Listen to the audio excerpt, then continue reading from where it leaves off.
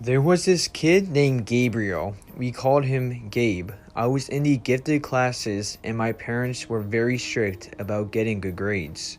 It was my senior year in high school and I was top 10 in my class. If I was able to stay within top 10 in my class, then I would be able to go to college for free for the first 2 years. I worked so hard throughout my whole high school and middle school career to get to where I am today. I am almost done my senior year. We just have finals left, then I will be officially done high school. I met with my advisor and he said as long as I get a 80 or above on this final, then I should make it to the top 10 in my grade. Gosh, all these late nights studying finally paid off, I told myself.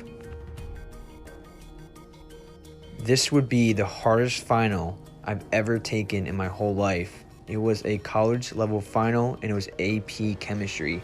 Science was always my weak spot, but I know I could do this. The teacher put us into groups of 2 to study for the final during class time. I was put with this kid named Gabriel.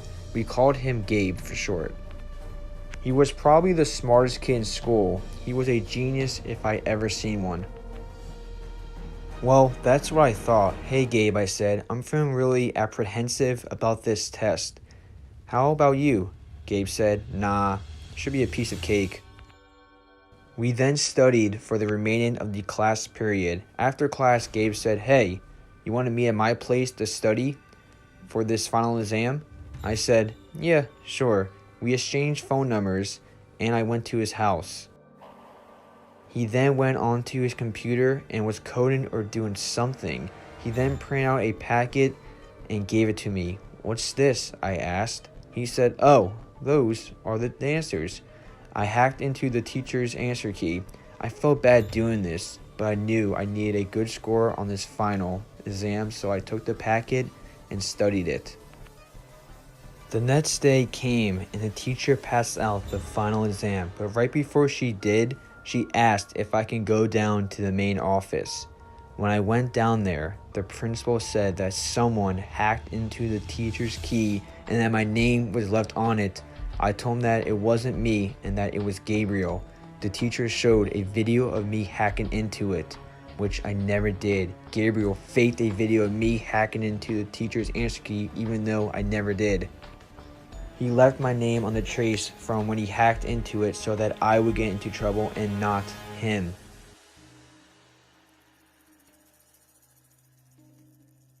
The police then came and the principal told me I was getting charged. Well, I would have been if I didn't record Gabriel hacking into the systems. I knew he was up to no good, so when I entered Gabriel's room, I set up my phone in the corner so no one would see it, and when I left, I took it with me.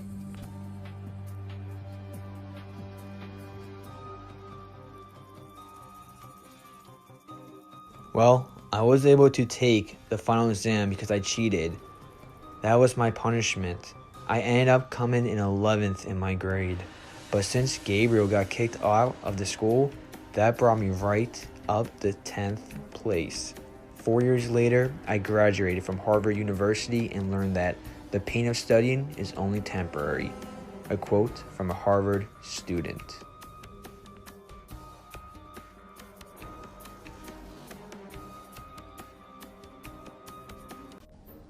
It was a Friday afternoon. I was in school and we were about to be done in an hour. I can't wait to go home and enjoy my weekend.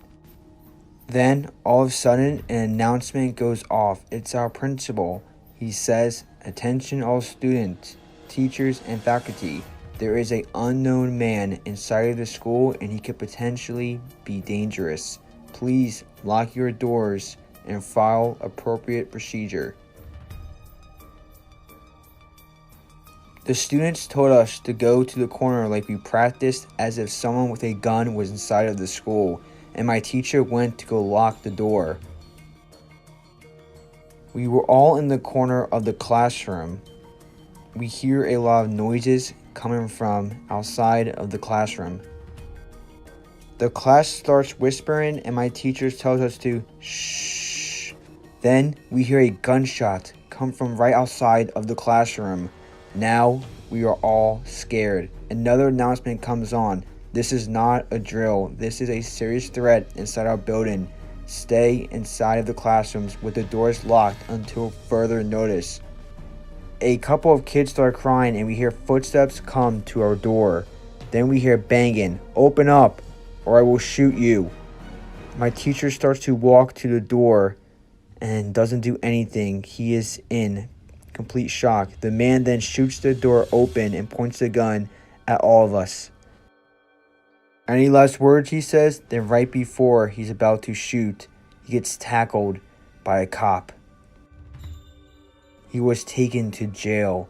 This was a scary day for me. I'm not sure if we would still be alive if it wasn't for our principal. Our principal unfortunately died in the hospital the next day. We honored our principal and gave him a celebration because whether he was dead or alive, he was a hero and we made sure that no one will ever forget him.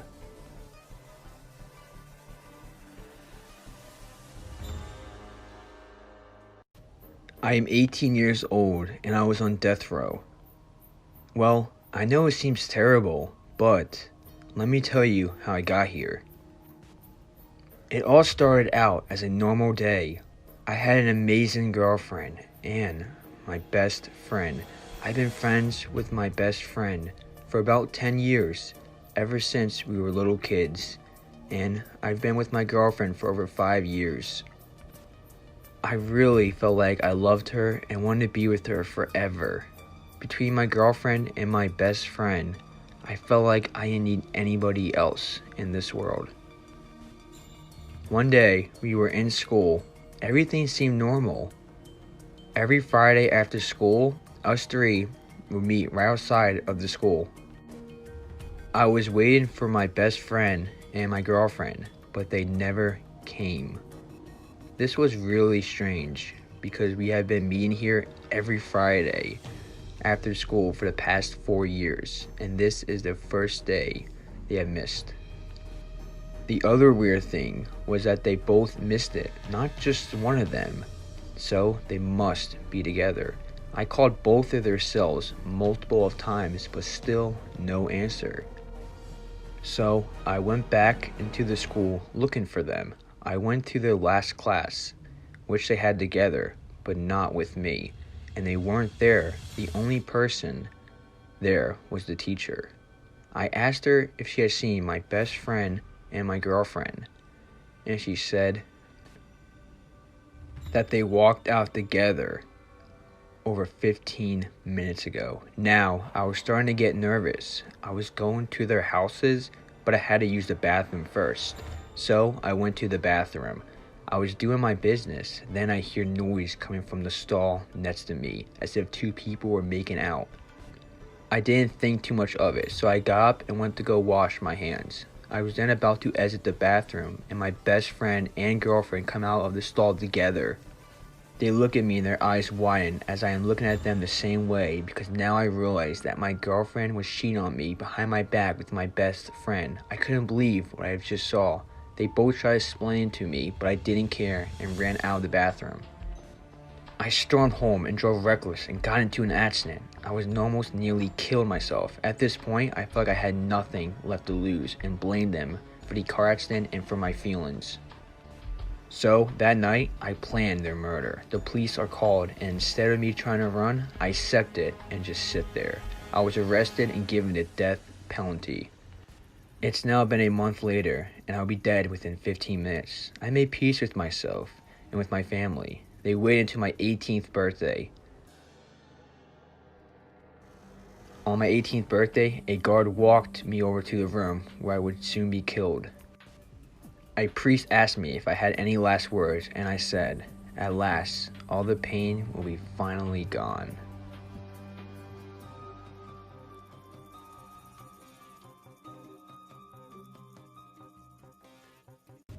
I was working at Target. I had a pretty high fan base. I was pretty well known in my area. I was a somewhat famous YouTuber and TikToker.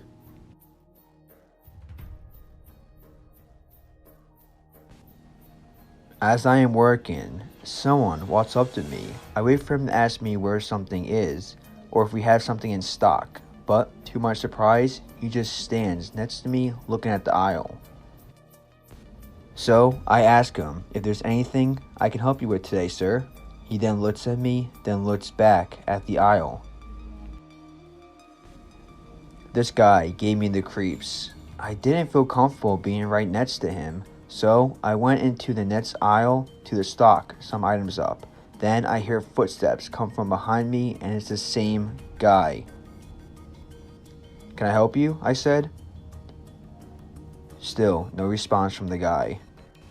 I walked away to a completely different aisle across the whole store. I did this because I wanted to see if he was really following me or not. I checked my surroundings.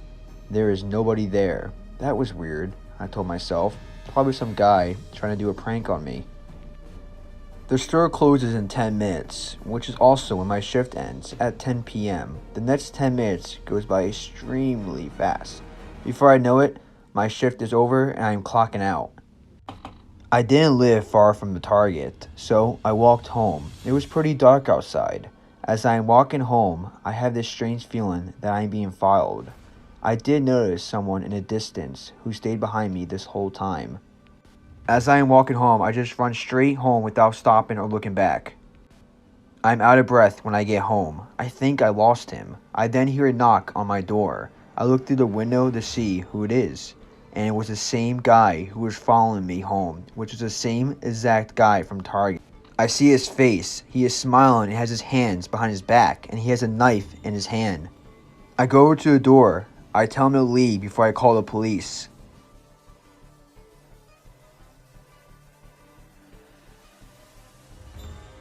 He then laughs and he starts banging on the door rapidly, trying to break in. I run upstairs to my room, lock the door, and call the police. The police tell me that they will be there in a couple of minutes and to stay safe. Then the banging stops. He must have left, I told myself. I wanted to go back and check to see if he was still there, but I remember what the police said. They were telling me to stay somewhere safe and to lock the doors.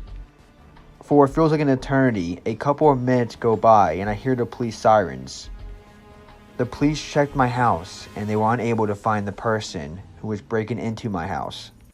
Luckily, I listened to the police because the door was open. The man broke inside. If I would have went downstairs to check to see if he was gone, who knows what would have happened to me. Weirdly enough, the man didn't take a single thing from my house. The next day approaches, and there is a video of this guy breaking into my house trying to prank me. I looked at his channel and found out who he really was, and most of all, I had proof. He was going to do a kidnap prank on me. What he didn't realize was how illegal that was. He was doing the prank on me so he can become famous. The police were able to find the guy and arrest him. Luckily, no one got hurt, and I was finally able to sleep at night knowing that the man is locked away for good.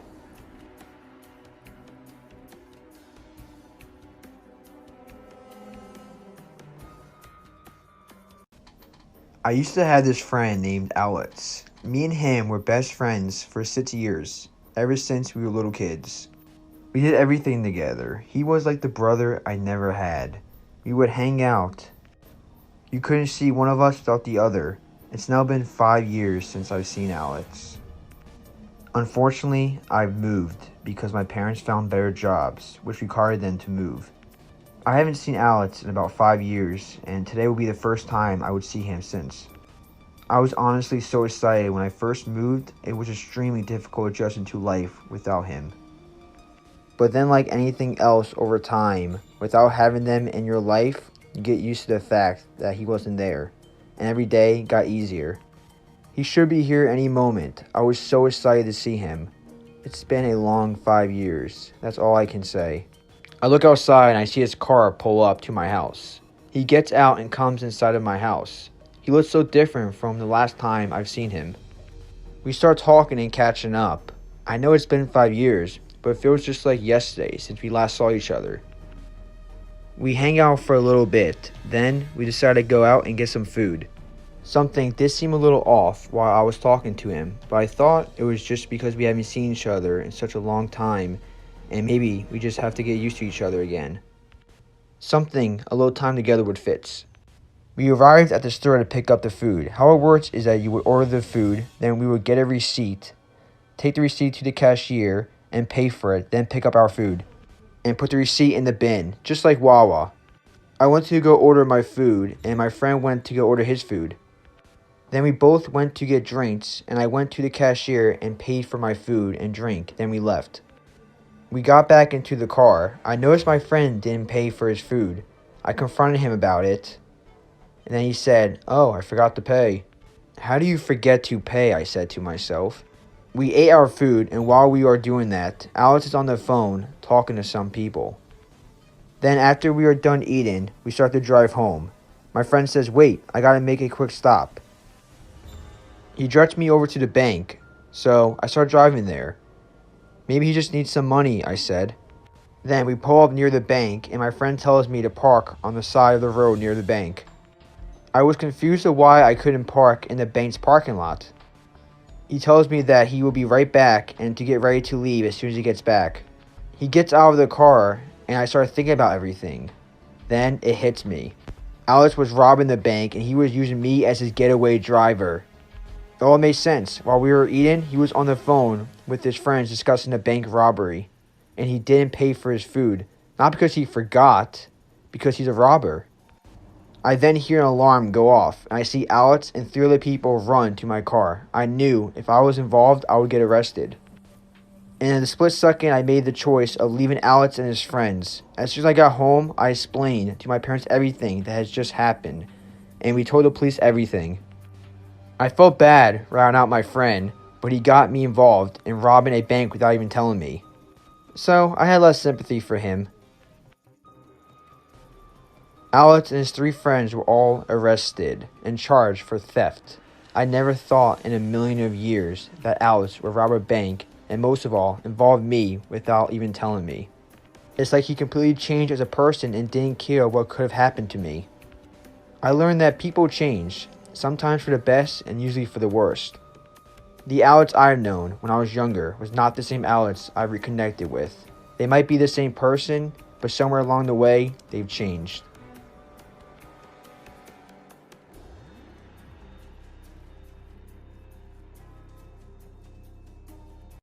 I'm outside walking my dog. He was in a war and was professionally trained for sniffing drugs and attacking the bad guys. As we were walking, we come across this abandoned house. I'm used to walking by this house every day, but today it seemed even more creepy and the door was open.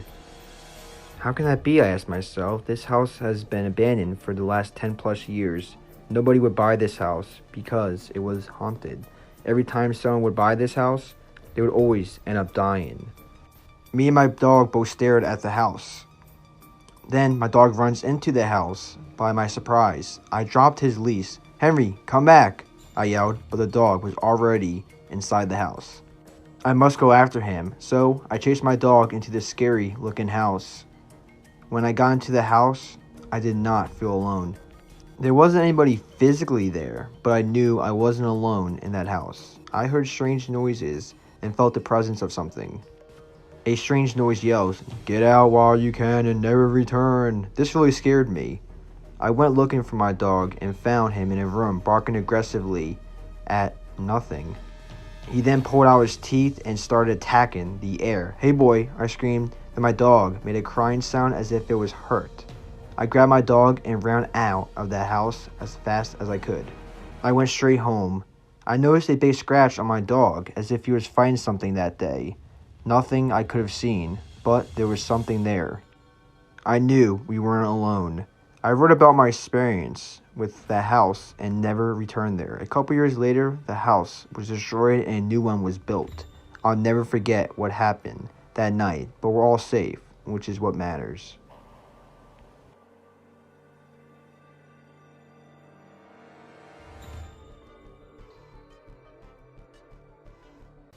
I met this amazing woman. She was so beautiful. It's actually really weird of how we met. She was on a boat and she ran into me.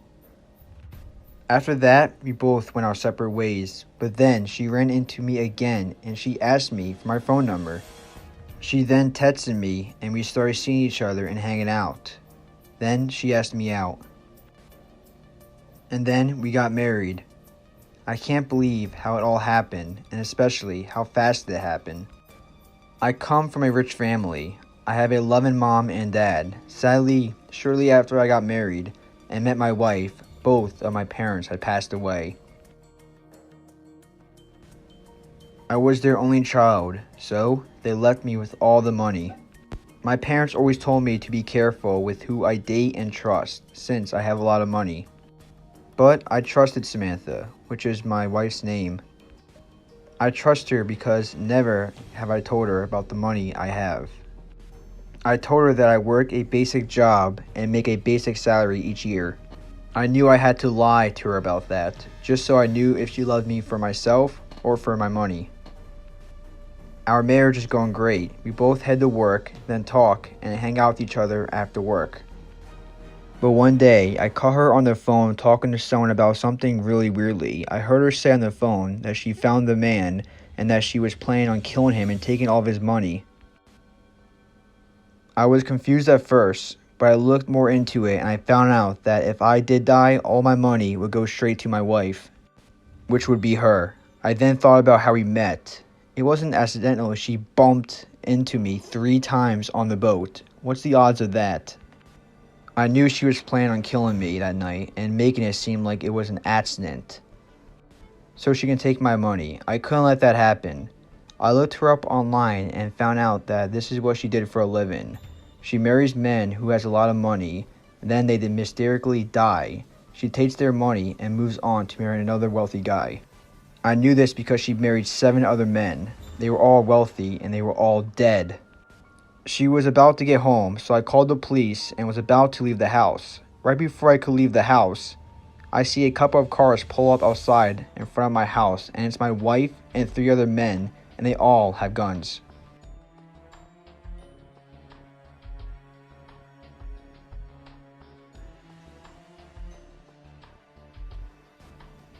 I run back into my house and run outside, out the back door, so I wouldn't get caught.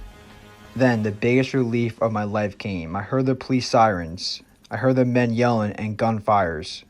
They were shooting each other back and forth. But the police won the battle, and I see Samantha run out the back door. I couldn't let her escape, so I chased after her and tackled her. The police then came and arrested her.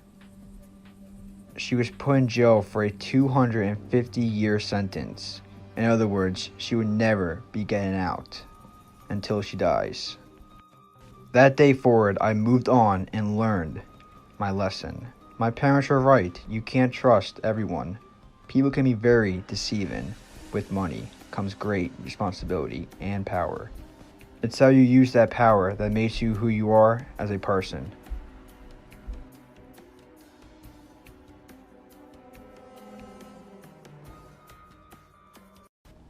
I was 14 years old. I was an only child.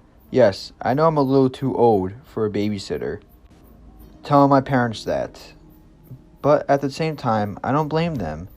I was what they call a troublemaker. Ever since I was a toddler, I've always liked to cause trouble. Boredom got the best of me, so causing trouble was fun and would make time go by fast. My parents were going away for a mini vacation, a vacation away from me, that is.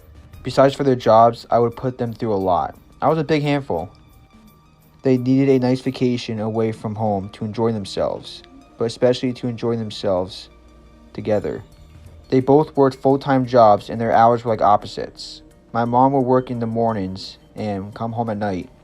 When she got home, my dad would then go to work and would get home in the morning.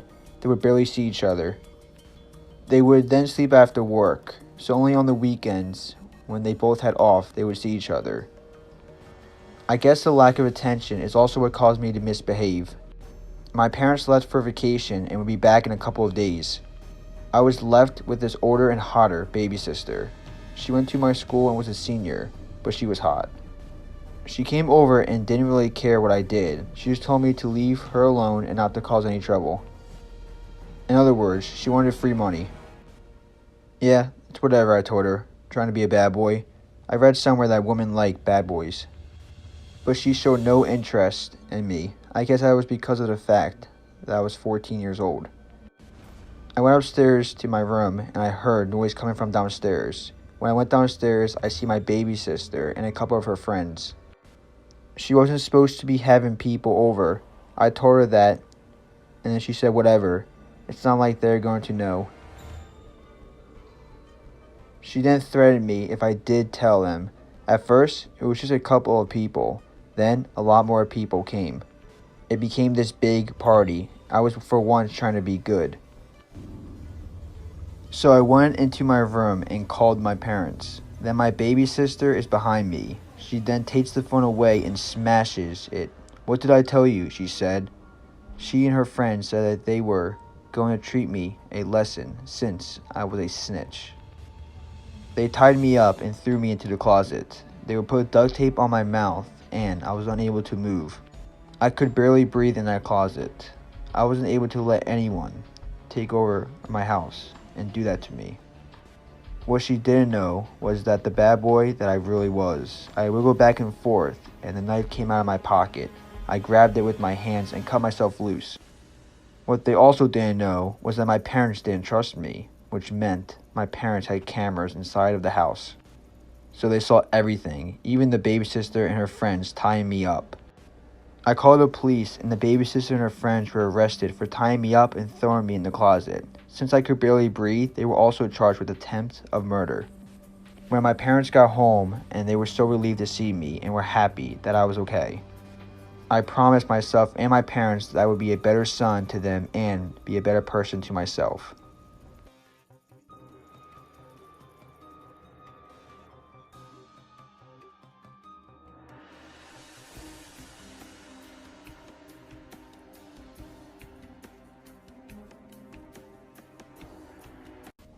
I moved to South Carolina, and one of my good friends still lived in New Jersey.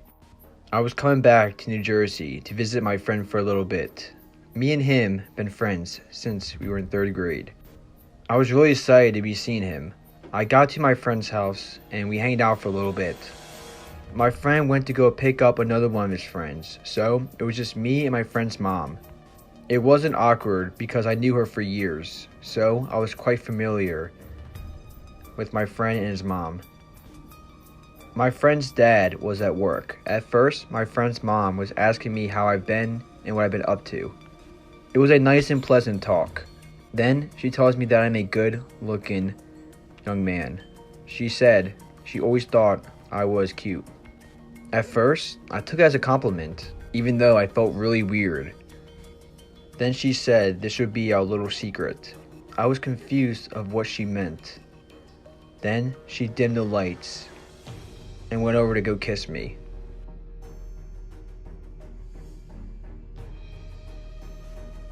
I instantly pulled away and I told her that this is not appropriate. I was a lot younger than her and that she had a family. She was married. She then got very upset and said, "Fine." A couple minutes later, my friend's dad gets home and I go upstairs to my friend's room and wait for him to get home.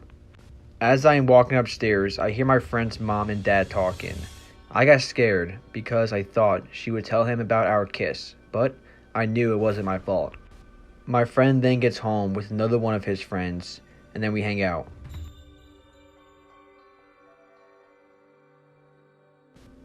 I told my friend about what happened with me and his mom. My friend surprisingly said that this isn't the first time. He apologized and said that his mom and dad had been arguing a lot. The next day, I left to go back to South Carolina. I'm not sure if she ever told her husband about our kiss. I doubt she did, but it was still very weird and creepy, and it's a moment that I'll never forget.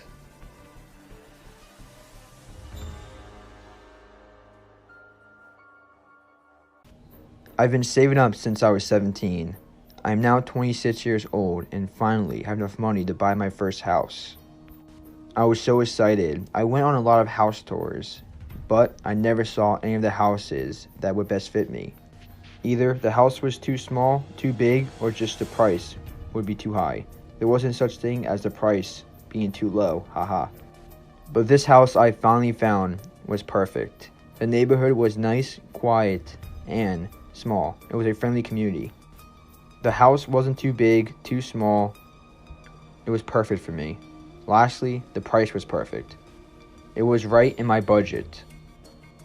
There were some other offers on that house, but I convinced the seller into letting me buy it. I still couldn't believe how cheap the house was. The seller didn't really seem to care that he sold it to me instead of the other people. This was really weird because the other people were going to pay a little more for it. When I first moved into the house, everything seemed normal.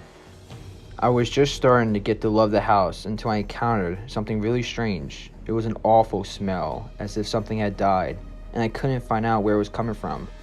The smell was coming from the attic. It was dark up there and the lights didn't work. But I finally got around and getting a new light for the attic. Then I finally turned it on and the light worked. I can now see in the attic.